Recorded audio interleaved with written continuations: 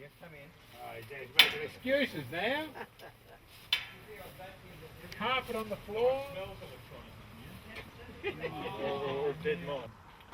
So, and that one used to run on 88 point something megahertz or 87.9, but it stopped working a few months ago, and I haven't chased it up. But I've had that last year. Yeah, that'd be right. Yeah, Yeah, but it was on last it's year stopped. working. I didn't know. I didn't know you'd seen it actually. Thought it was new. Yeah. This was formerly This is 3CS. This is date from about 1951. I like the Art Deco style of this. I think they wanted to keep it for their museum. I saw it. In fact, I know I didn't have two actually. Okay, you can close it. Where's the comment? Thank you.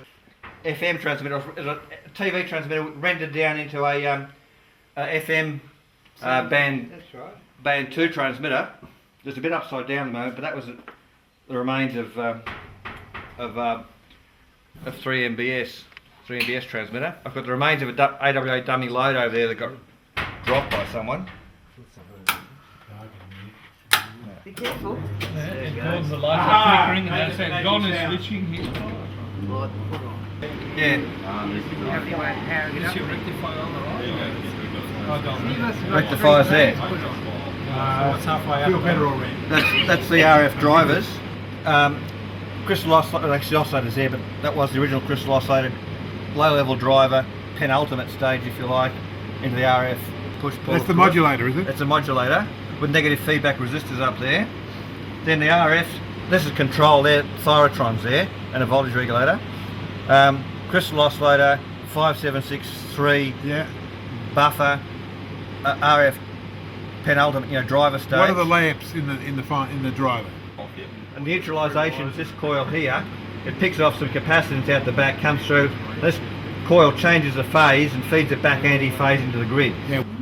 If I go, Yes. All right.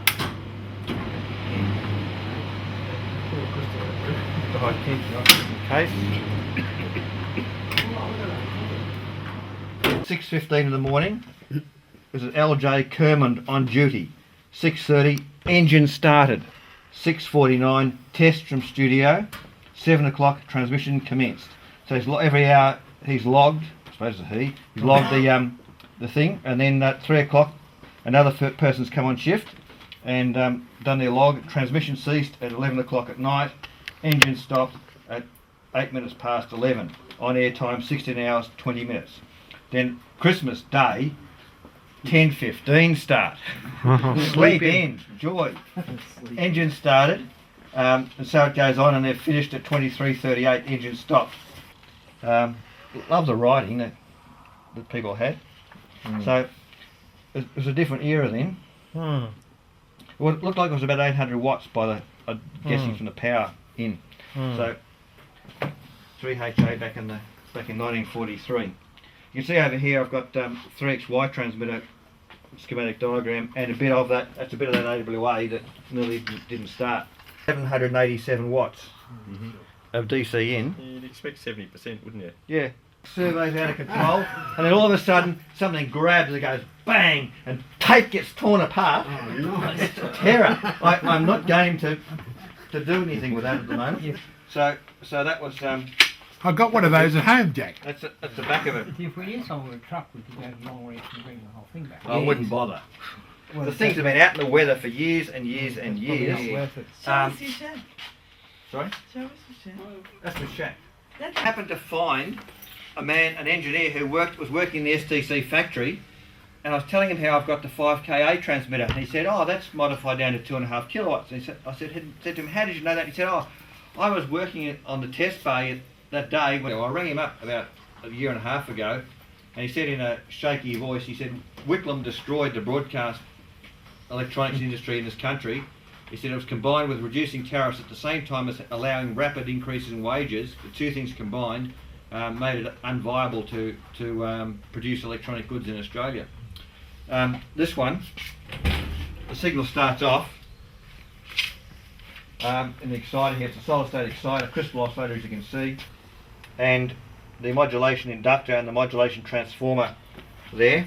So I thought there was a paper label. Perhaps There's a paper label. In the middle behind the Yeah, insulators, just isn't it? behind the white insulator. Oh, okay. This is a paper label from 1974 saying for 5 kilowatt operation link L14 to 4 and please remove, PS remove bridge from L14-4 to L14-2. So that's to convert it, one of the steps to convert it back to 5 kilowatts. Rectifiers, overload relays, whatever. And then from there, go to the RF driver, which is what is 4-125. And from there, it goes to the RF modulated amplifier here. You can see that all the valves I managed to get hold of are they're broadcast cast off, so you sort of have to mix and match to find some that sort of half work. But I remember into the modulator valves, the filter conductor down there. I was trying to figure out where distortion is coming from on the thing. Now, this part here, the bellows that goes from the blower up to the into the transmitter proper. So that's the 5 kilowatt STC. Its big brother down here. I've got a bit of a tripping hazard here. Some rollers. I still haven't worked out where to put it. This is a 10 kilowatt one. It's supposed to have a bigger blower, but I noticed the motor's actually been downgraded. And apparently the one that was 3AW was sold overseas some years or decades ago, I'm told. This one subsequently became 3EE on 693, so it was converted to 693 from 1420, and then from 3EE, no, it became Magic 693, and then it became 3AW. So it's been all of those stations at some stage, and it's passed, and it was probably retired a few years ago. And a man from Little River collected it. That thing, but it had a separate power supply. This was a power supply down here. It's got a huge transformer in it. So you can take off more tape recorders, more Australian-made stuff. The aim of my collection is to have Australian-made stuff. And the phasing is very critical. And these transmitters are notable because, and John, I'm sure John would say, this particular sort of transmitter is hated by more broadcast technicians than any other transmitter ever made. So these are very, very unpopular. Their proper name is Ampliphase, but everyone, what do they call them, John, in the broadcast industry? I'm just trying to remember. Amplifizz.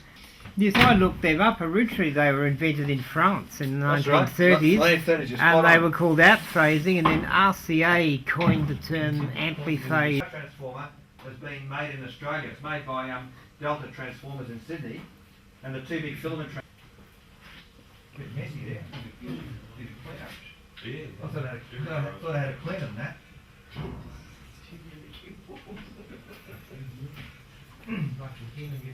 They draw 1,008 watts of nominal filament current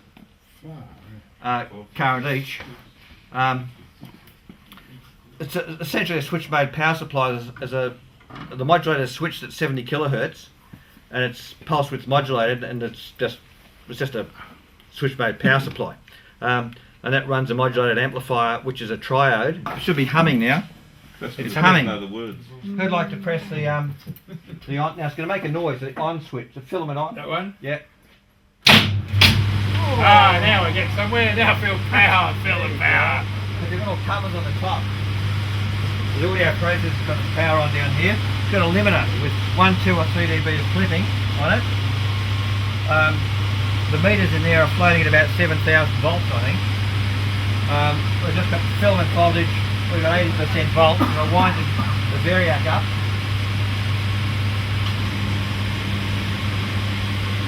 So that's this one was, what was it? It was 5kA. So this one replaced that one.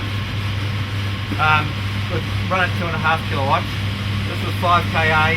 Then it became SEN, the sports network in Adelaide. And then it became Cruise 1323. And it was retired, I think, about September last year. I think.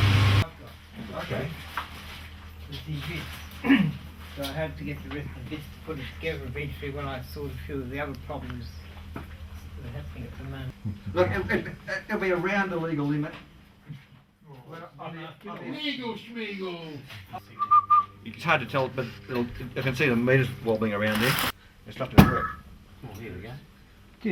You can look on the internet and find pictures of the BBC studios with these being used by the BBC, made in Australia. Yaesu VHF set and some. A few years ago, when 3UZ broadcast transmitter site was being demolished, some friends of mine complained that an Australian-made broadcast transmitter was still in there when the building was flattened. They all said, somebody should have done something. I made a few inquiries, and so often I was told, oh, you should have been here 3 months ago. We took a load of that stuff to the rubbish tip or the metal recyclers. Nobody seemed to want it. Soon there will be nothing left to remind us of what Australia could make once. Well, who is the somebody that's going to do something? The somebody is the people that care.